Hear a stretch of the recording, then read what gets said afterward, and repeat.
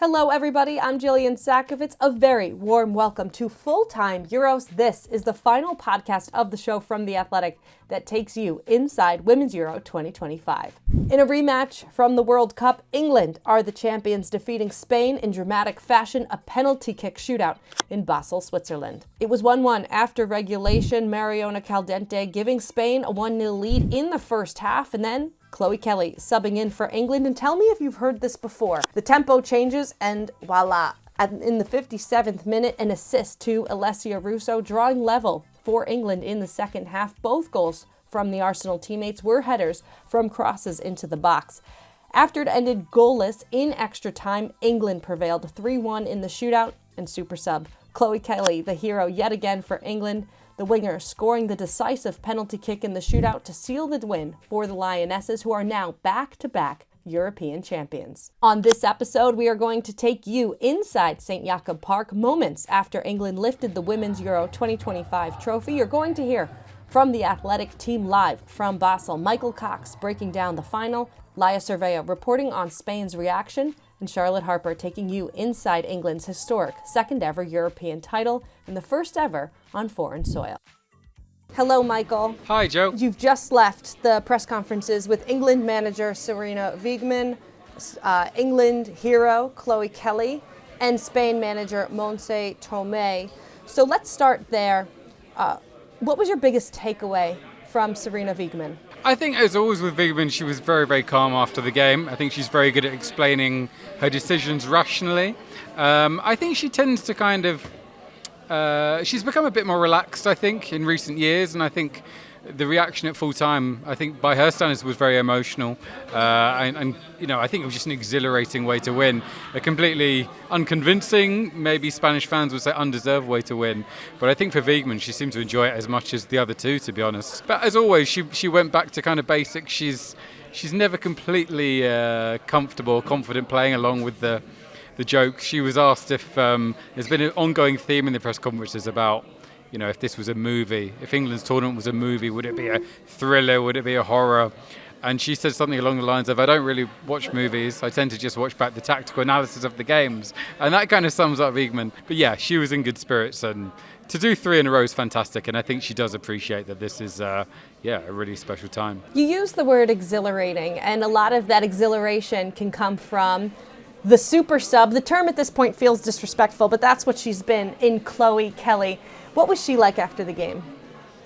Yeah, it was a funny one. She didn't actually get player of the match. It was Hannah Hampton who got player of the match. We're meant to get the player of the match, but Hannah Hampton was doing some UEFA duties. So Chloe Kelly came in and said, oh yeah, sorry, you've got second best, which, yeah. I mean, she was asked a lot about her actual penalty technique, which I'm sure people have seen is very unusual, both with the spinning of the ball on the penalty spot and then kind of raising one thigh and taking a very straight run up to the ball. And she's always quite interesting. I mean, she said it's just part of her routine. The spinning of the ball, she said, is basically just waiting for herself to feel ready, and she says it doesn't matter whether I do it once or 10 times, at some point I will feel ready to take the penalty. And yeah, she's provided so many moments. She scored the winning goal 3 years ago. As you say, she's been a massive impact sub, and of course, as well as scoring the winning penalty, she sent in a fantastic cross for Alessia Russo, and that's something she's really brought to the side. England got a lot of wingers, Lauren Hemp, Lauren James, Beth Mead, but I don't think any of them are really crossers like Chloe Kelly is. And with Ajamang and with Russo, great players in the air, that's what England needed at points. They needed crossers, and Chloe Kelly provides that. Laia Cervello used the word shock to describe the mood of the players. What was the mood of Tomé? Yeah, I think she was respectful towards England. I think she admires their resilience. She said she thought her team were better on the night, which I think is probably a fair comment. And I think over the course of the tournament, I don't think there's any doubt that Spain were better than England, and no doubt they were the best team in the tournament. And I liked the fact that she came in wearing her runners-up medal. I know it's a small thing, but I saw a quote from the captain, Irene Paredes, who said, you know, we're really disappointed to have this, but I'm really proud of our performance, and I'm not going to take it off. You see so many players kind of get the medal and they kind of slightly ostentatiously throw it off. But I think Spain should be proud of themselves. It was a penalty shootout. They were the best team in this tournament. They played some fantastic football. And of course, I mean, they missed 3 or 4 penalties. So they're obviously going to be disappointed. But I think overall, they emerged from the tournament with great credit. They're still the world champions. And I think, to be honest, in world football, in European football, still the team to beat, despite England winning tonight. Yeah, England, Michael, are now back-to-back European champions, coming from behind in every game since the group stage. 2 of those 3 games, so now 3 of the 4, including penalty kick shootouts, on the field. Tactically, Michael, make it make sense for me. Yeah, I'm not sure it did at times. I mean, obviously, the quarterfinal and the semi-final was dramatic comebacks out of nowhere with the use of the bench, and I think that's what England have over every side of the tournament, maybe with the exception of Spain. Tonight, I thought the game plan was a bit better. I don't think England were the better side, but I must admit, I turned up expecting Spain to create lots and lots of chances, and I think England blunted them. I wouldn't say they completely nullified them. I don't think there were ever periods where England had massive control and they didn't create many chances, but I think they do deserve credit for kind of stepping up and preventing Spain from playing their best football, which other teams just haven't been able to do. So, yeah, it's as Wiegman said, it was chaotic. It maybe wasn't one to make sense of. And it's not very Wiegman. She's all about a real clear, methodical plan. And at times in this tournament that went out the window. But I think, to be fair, you've got to admire the resilience of the players to keep on believing. It is something that they have got, and it's something that I think has been obvious throughout Wiegman's tenure. They have got the kind of intangibles that that mean that they get results even when they don't always deserve them. And in tournament football in particular, that can be absolutely vital. Michael, how will this English 2025 squad be remembered differently than the 2022 team? Yeah, it's a good question. I mean, it was so special 3 years ago on home soil, and it almost came out of nowhere. I think a lot of those players went from being, to be honest, relative nobodies in Britain to household names overnight. I think this has been a bit different. I think it's been a difficult lead up to the tournament, I think, with so many questions about Mary Earps and Millie Bright not being involved. And there's a lot of players who I think have had doubts about them, which again isn't something that the previous generation or the previous tournament winners experienced, because I don't think there was enough coverage, enough knowledge for people to have any opinions on a lot of those players. But I mean, you look at Hannah Hampton, it was such a big thing that she was coming in to replace Mary Earps. You think of Chloe Kelly, who barely played in the first half of the season with Manchester City and really had to force her way out of the club in quite a dramatic fashion to move to Arsenal. And then in the space of 2 months, she's won the European Cup and the European Championship. So I think they'll probably be remembered as a side who proved the doubters wrong, which I think is quite a big theme in sports. But Chloe Kelly literally said, yeah, thanks for everyone who wrote me off, because it's really spurred me on. So, yeah, fair play. Finally, 657,291 people attended this tournament, making the highest attended Women's Euro ever. You were in Switzerland for the month. What will the legacy of this Euro 2025 be? Yeah, I think in Switzerland it's gone down really well. I must admit, when Switzerland got the rights to the tournament, I wasn't overwhelmingly excited, because I don't think of it as a massive kind of hotbed of football interest. But I think Switzerland have played it so well in various ways. I think they've really emphasised the beauty of the country in a lot of the marketing, which is done really well. I mean, Leah Velti's Instagram account, I think, has been a massive hit. I Google Switzerland trips regularly thanks to that Instagram account, but yes. Yeah, and I mean, there's so many little things they've done well. I mean, even the mascot for this tournament is a little dog called Madley, which is named after the first licensed female professional footballer, I think back in the 70s, who was 10 years old and was accidentally allowed to join a football club and had her license revoked. And there's been so many interviews with her, and they haven't shied away from the fact that Switzerland's history of women's football, like a lot of European countries, is maybe not the most glorious. But I think it's really taken off. I think when Switzerland got the last-minute equaliser to go through in the group stage, you saw the scenes around the country. And it was similar to being in Australia 2 years ago for the Women's World Cup, and similar to England 3 years ago. And I think that the basic thing with women's football, which still gets stick from some, and there's people who are not convinced, but I think if people just invest in it and watch it, I think they just get swept along with the emotions. I think it's been a really good tournament. Not a single bad game, I would say. The first week maybe a bit slow because of the heat, but overall the quality of football's been great. The intensity's been good. There's been fantastic drama in the knockout stages. So Yeah, there's going to be a few, supporters of some teams who will be thinking what might have been. Spain, obviously. Sweden also lost to England on penalties. France have no idea how they went out to Germany. There's a few teams who will be thinking, wow, if this England team won it, then maybe we could. But I think overall people remember it very fondly. Michael, your coverage has been so enlightening this month. Thanks for everything you've done. I'll say good night and get some sleep. Looking forward to it. Thank you very much, Jill. Because we still have a few minutes until midnight in Switzerland, Charlotte, I will say good evening. Good evening. You are coming to us from a hallway at St. Jakob Park. You just left the mix zone with the players. What was your biggest takeaway, Charlotte, from the mix zone? Bitches get shit done. Oh my God. That Charlotte. is the toilet bag that Sarina Wiegman had for her players before the Italy game. And I'm not sure if she gave them to it or she showed them to it, but that was the message, bitches get shit done. And you don't really associate Sarina Wiegman with swearing. Or you, Charlotte. You and Sarina are leaving my jaw open tonight. I'm so here for it. But Sarina has history with this. When she did a mini tournament for the Dutch players to really get them into the zone ahead of the Euros, she gave the player who won the mini tournament a red bra belonging to Sarina Wiegman. So this is quite on brand for Sarina Wiegman, just to come up with some random motivational objects for her team. Spicy, very, very spicy. Aside from bitches get shit done, did you talk to anybody down in the hallway? Well, that's what I asked the players. It was Aggie Beaver's birthday today. 15 years since she wore her first England shirt. I think she turns 22.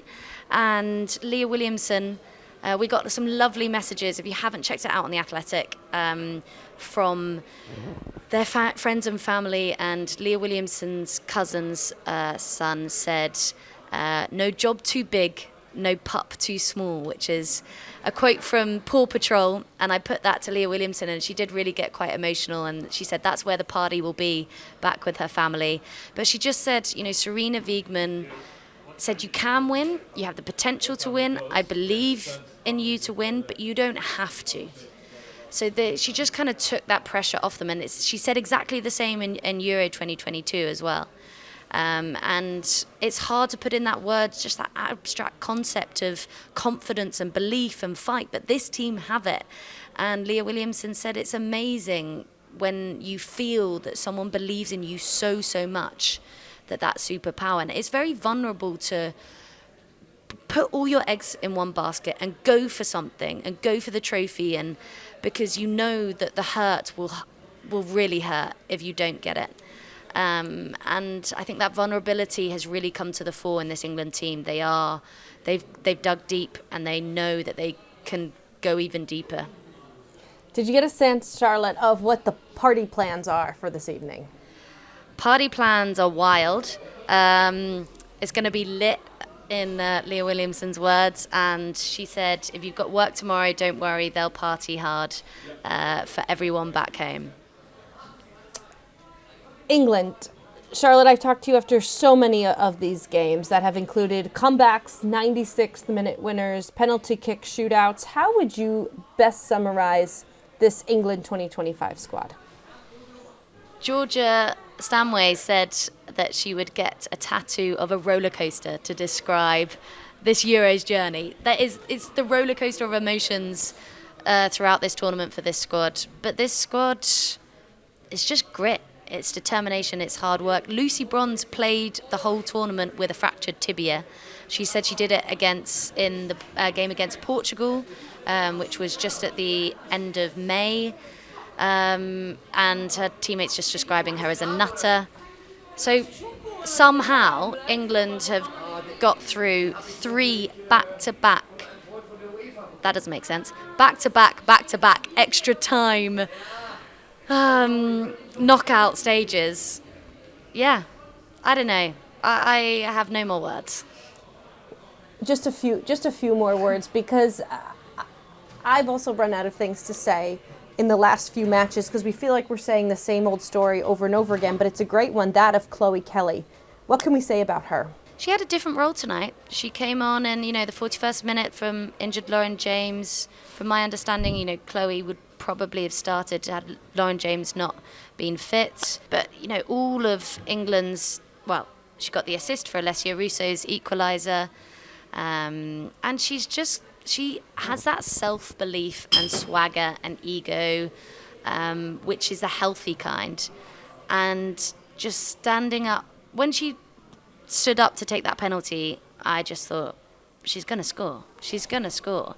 Because she has that aura about her. And it is quite an invincible aura. And after Leah Williamson missed her penalty and Leah looked nervous, and she said, when Ian Burke, the assistant, said, are you ready to take one? She was like, what, me? Really? Chloe Kelly said to Leah, her captain, don't worry, I got this. I got this. A record-breaking tournament in so many ways in Switzerland. What do you think, Charlotte, the legacy of this tournament will be, and what's next now for the host nation in 2029? Whew, big questions, Jillian. That's what I do late at night. It'll be, from an England perspective, it will be very interesting, this influence on the Women's Super League.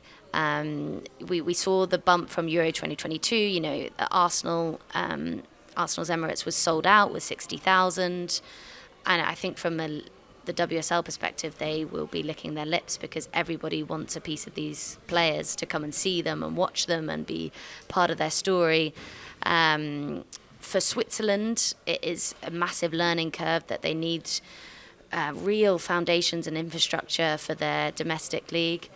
And then I just think this is going to be a tipping point. The commercial opportunities will go through the roof.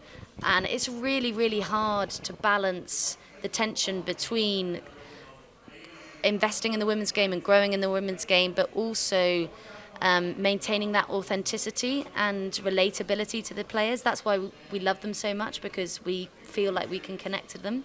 And I just feel like we're going to look back and think, wow, we didn't realize how lucky we had it. Well, Charlotte, with that, we will say goodnight. Thank you very much. You've been such a joy, and your coverage has been fantastic throughout this tournament. So thank you very much. Thank you so much to all our listeners. We really appreciate all your support, and we need you. And it's just a joy to share these stories with you as well. Laia, hello. Hello. Yes. Or should I say good evening, as we kick this off at 11 p.m. in Basel, Switzerland. Laia, you are coming to me. If you hear that sounds like a lawnmower. It's actually the confetti still being blown off of the field at St. Jakob Park.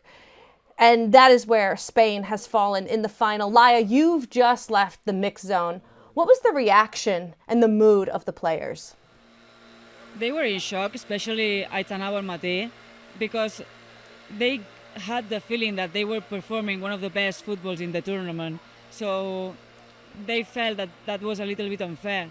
They were aware that England probably was better than them in the final. That's the reason why England got the title and they didn't. But they had the feeling that they did a really great tournament during this whole month. And now in just one game, everything just blew away. So yeah, I have the feeling that they have still need to process their emotions. We saw in the mix zone Irene Paredes just crying a lot. Probably it's her last major tournament. I don't know that because she didn't say it, but for her age and the feelings, it could be her last tournament. And yeah, I have the feeling that they still need to process everything because I think at the end of the day, they knew that they were coming to the final as favorites. So it was really a tough moment for them. Big picture, Laia, what does it mean for Spain to lose this final? I mean, part of the process that they started 3 years ago when they started complaining about the conditions inside the federation, that they wanted to have like a professional treatment, which because they are actually professional footballers, so they wanted that. And they are playing a song during the tournament that it's called the beginning of El Principio de Algo, the beginning of something. And I have the feeling that for them is the beginning of something else. They made history today, even though they lost the final. They made history because it was their first European Championship final. So we have to take that into account, even though for them today it hurts to think that. Probably in 5-6 years we will see it like differently from what they are thinking then about this game now. So I think it's nothing bad or nothing to be ashamed of, because they did a really great tournament. They didn't lose any of the games they played, only today the final, and they didn't even lose it in 90 minutes. They had to go to penalties against one big team as England. So yeah, I think that's the beginning of something, as the song sings. Yes, certainly some positives to take away from this one for Spain, while it might not feel like it at the moment. Laia, you were there, you're watching the game on the field. Where do you feel like this game was won and lost? I think England wanted Spain to go to the extra time, because that's where they felt comfortable. They have done 3 extra times in the last 3 games, ever since you could play an extra time in the knockout stage, basically. And they wanted, I think they really wanted to go to penalties, shootout, because that's where they are strong and they are more used to play that kind of games. And Spain was not that prepared for that, and you could see that on the penalties. They were really bad shooting at them. We saw players like Aitana Bonmatí failing a penalty, so that's rare for them. So I think England just mentally knew how to win the battle. Spain had one weakness, that was defensive fragility during the whole tournament, and we could see that today. I know that they play a really risky game because they are really offensive, but they leave a lot of spaces behind the backs in the centre backs, and I think England took advantage of that. And I think they didn't recover from Alessia Russo's goal at all, and England just put them on the place they wanted.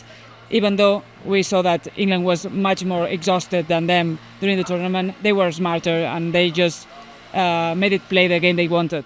Despite that missed penalty kick, though, Aitana Bonmatí getting player of the tournament, I want to ask you, Laia, about one decision in particular that is going to get some attention going forward. Spain manager Montse Tomé substituting Alexia Putellas in the 70th minute. What's been the reaction? Among the journalists, I think the reaction was that Montse Tomé was brave enough, because Alexia was not playing her best game today. It's such a shame, because she made a really good group stage. I would say that she was one of the best players in the team, but since the quarterfinals she has been doing like regular performances. She has not been really shining at all, and today something was missing in the place where she was playing. So when they wanted to put Claudia Pina on the pitch, maybe the easiest decision was to change her for Atenea del Castillo. But Atenea was playing good, actually. She had that spark that you need in a game like this, and Alexia was just not reacting. So I think it's brave to just change a player like Alexia. She's an icon, and she can change the game in any minute, but at the same time she was not giving that feeling. So I think you have to have guts to do that, and I think it was like a right decision, even though it may seem unpopular, and I get it. And if I wouldn't have seen the match, probably I would say, Montse, what are you doing? But to me, it was like the right decision to make, and it was not an easy one. Alexia Putellas did lead the competition with 7 goal contributions, 3 goals, 4 assists. Esther winning the Golden Boot with 4 goals in the competition. Finally, Laia, I have to ask you, what's next for Spain? I think this team, and we have seen it in the past, also with FC Barcelona, because half of the team is from FC Barcelona, so it has that parallelism. They are a team that knows how to stand up after that kind of situations, and they learn they really learned from this situation. And I think probably that this was the first European Championship final they played. Probably they will learn from that, and probably the next penalty shootout they will be much better. So they have to think about that. Maybe not tomorrow, maybe not this week, but in the future. And I really think that, as I was saying before, that this is the beginning of something for them. And I think they will really learn from what happened and be a tougher team. Laia, you were in Switzerland, just like so many of our journalists for The Athletic, for an entire month. What will you take away from this tournament and the way that Switzerland hosted and the feelings at Euro 2025? Probably that Switzerland was a really great hoster. I was really impressed by their organization and by everything they did. And also that women's football can be interesting in Spain, also in other countries, but I talk about Spain because it's where I live. If you put a little bit of passion in the product you are selling, and we saw that when you put games in public television at a decent time, people want to watch those games. And maybe in other countries this might sound that it's normal, but it's not still normal in the country that I live. So that gives a little bit of hope in the future, and the way that women's football can still grow in the next year. So I would say that is the great thing I take from Switzerland. As always, in case you didn't know, The Athletic has partnered with Yahoo Sports to provide free, best-in-class coverage of women's sports. That is right. Go check out the Women's Sports Hub at sports.yahoo.com/women-sports. That link also, of course, is in the show notes for you as well. All right, we will now be returning to our regular full-time programming. The NWSL returns this weekend on Saturday, August 2nd. It'll be strange, almost a week without women's soccer. I would say enjoy it, but I'm not going to. We'll see all of you soon. Thanks so much.